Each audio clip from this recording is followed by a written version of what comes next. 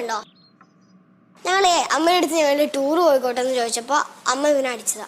അതിപ്പോ പൊളച്ച് ചുവന്ന കളറായി.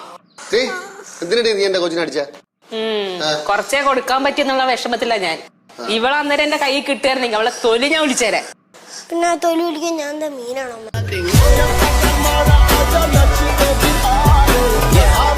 ഞാൻ കൊച്ചിന് വെച്ചിരുന്ന ചോറാണ് നീ വാരി വെട്ടി വിഴുങ്ങിയത്.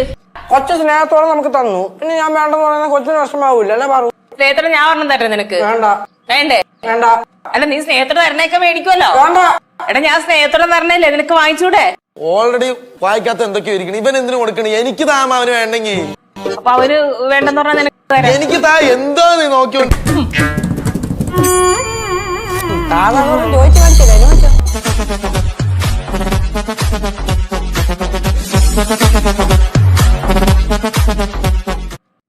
നീ സൂചിച്ച് നോക്കേ.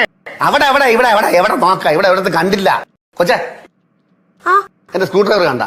അച്ഛൻ ഞാൻ ഇപ്പോഴും പേന കൊണ്ട് എഴുതും.